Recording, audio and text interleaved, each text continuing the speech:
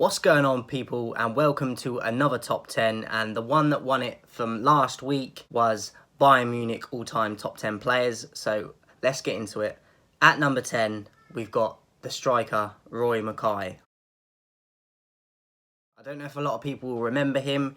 He played for Feyenoord, he captained Feyenoord as well, and obviously played for Bayern Munich. And I remember him growing up a lot in the Champions League and for Bayern Munich in their domestic league. Just always scoring goals, and even for Feyenoord he was doing it as well. So a natural goal scorer for me, got a lot of goals as I said, and I think he's underrated, and one that I always remember growing up, as I said, like Champions League nights and stuff like that, like scoring a lot of goals. So Roy Makai, number 10. Number 9, current player Joshua Kimmich. A player that I've actually got Pep Guardiola's book, where he goes through his time at different clubs where he's been at and when he was at Bayern Munich, and how highly he rated Kimmich even before he became the player he is basically nowadays. And he said he could play all over the pitch, like he could play anywhere if he wanted him to. I think for such a guy at a young age, for Pep to notice that in before he's even developed it fully speaks mountains of the belief he had in him and the potential and what he saw in him. And I think he's gone on to prove that. He's a vital part of that Germany side as well, and I look forward to watching him. Very technical, he takes corners, he can take free kicks. He seems to be a bit of a leader, even though he's quite young still. And he gets up and down the pitch with ease, and I think he's just a very well-rounded footballer. One that I think's wise beyond his years as well. I think he's got a number of good years ahead of him still. So Joshua Kimmich, number 9. Number 8, Frank Ribery. A lot of people might remember him for his scar down his face, and I remember him for France, but more for Bayern Munich. I believe he's still playing as well. I know he was at Fiorentina a few years back. I think he's at like Torino or someone now. So remember that Bayern Munich team with him one side and Robin on the other. A very technical player, pacey, could take free kicks as well. His technical side of the game, like his first touch, his low centre of gravity, the trickery he had, the speed, and the work rate as well. Like, he had it all for me. So I think one that doesn't really get spoken about a lot, but he's on my list. Frank Ribery, number 8. Number 7, Oliver Kahn. Now, he was in my all-time top goalkeepers. In terms of a leader, one of the best ever, I think, especially from a goalkeeper. He was very vocal, set the standards and expected the standards from people to a certain level, and if they weren't, he would tell them about themselves. Multiple winner with Bayern Munich in his years there as well. Probably should have won something with Germany in his time, but I don't think that that's just down to him, that's down to the whole squad. But he was another one that should have won a World Cup for me. And as I said, won a lot of things with Bayern Munich. I believe he's like the club ambassador or something now as well, so still involved with the club. Oliver Kahn, number 7. Number 6, Michael Ballack. Now, I had him in my all-time top 10 Germany players, and again, he makes this one. I think he was probably, from what I can remember, I remember him more from Leverkusen than when he was at Bayern, but he went on to captain Bayern Munich, win multiple things there as well. A great leader, as I said before, could score different types of goals, strong, could do the defensive side as well, very well-rounded, and one of a natural leader on a pitch that you want. So, for me, another one like Kahn that should have won something with his time with Germany. Unfortunately didn't get there, but a great player. Even had a short stint at Chelsea as well. I thought he did okay, considering that was nearer the end of his career as well, even at that point. Coming to the elite league and still doing his business. So, Michael Ballack, number 6. Number 5, Thomas Muller. Very underrated. I spoke about him recently again in top 10 Germany players. He's one of the players that you would never think's even an athlete, let alone a footballer, how he looks. But he produces, and that's what matters. If you can produce, you're going to get paid. If you can produce, you're going to live and do what you want to do, kind of thing. If you're good enough at it, and that's what he is. He might not look like an athlete, but he produces. Won multiple things with Bayern Munich as well. Not won nothing with Germany. There's a running theme in this, but he still has a time. He could possibly win the World Cup with Germany this season, coming in the World Cup. So have to wait and see. But I think he's a very underappreciated player. He can play multiple positions. He's very experienced, so he can offer the young players the support they need and the experience and offer and give them gems. And he's won a ton of things as well. So for me, that's why he's on the list.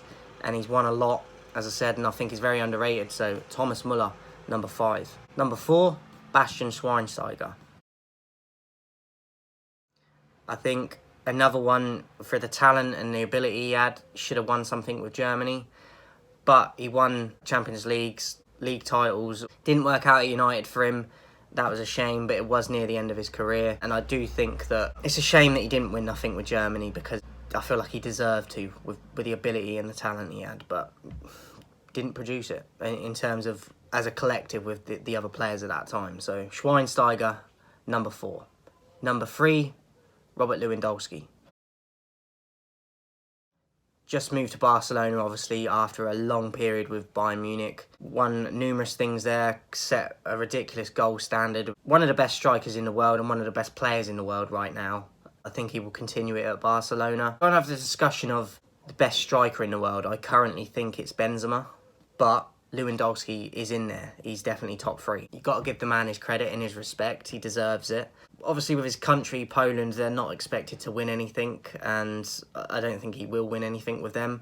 But he still pops up and does it for them and helps them qualify for things. And so I think he does his part for his country, and obviously he's a massive part of that country in terms of leading the team as well, and his experience and being the best player. And I'm interested to see what he's going to do at Barcelona, especially with Rafinha going in there as well. They're getting quite a few players recently. And yeah, I don't think anyone can sort of tarnish him because he's gone to Barcelona. He spent a lot of time at Bayern Munich, was loyal to them, helped them win a lot. And I think he deserves his respect. Will go down as a great for me. So Lewandowski, number 3. Number 2, Philipp Lahm. It was obviously my all-time top 10. Germany, number 1. Makes it to number 2 on this list. Great captain for the club over the years. Great servant for the club over the years. Very loyal.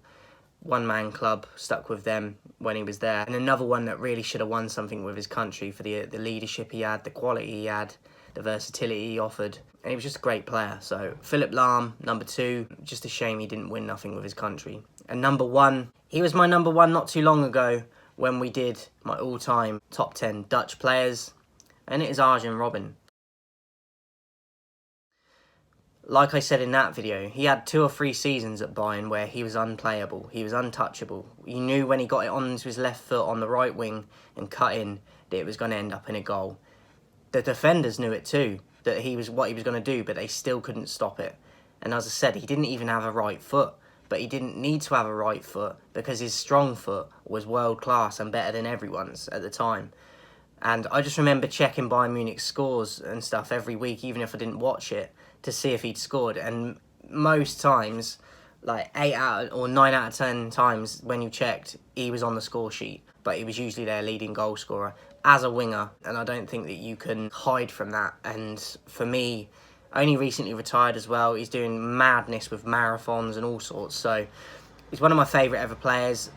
One that progressed in terms of progression. One of the best I've ever seen. In terms of, I wouldn't have predicted he would have turned out as good as he did. And as I said, a few years at Bayern Munich, I think he was the best player in the world. So Arjun Robin is my number 1 of my all-time top 10 Bayern Munich players. I hope you enjoyed it, guys. Let me know yours in the comments and who your number 1 would be. And I will be back soon. Man United are playing today. I'm going to be watching them in their pre-season. Haven't done any videos relating to United at the moment. I'm probably going to wait until the season starts to do a few videos back on that. But yeah, that will probably be coming at the time. I'm starting a new job next week as well, so it's going to be a little bit sort of, I can't guarantee when I'm going to be uploading, but I will still upload. I don't know if it's going to be as frequent as it was last year and last season with the football stuff, because I'm going to be out a lot working, so I will fit it in when I can. But support the channel. I appreciate everyone that's supporting the channel. Let's get to 2,000 subscribers by the 1st of December. I can only do it with your help.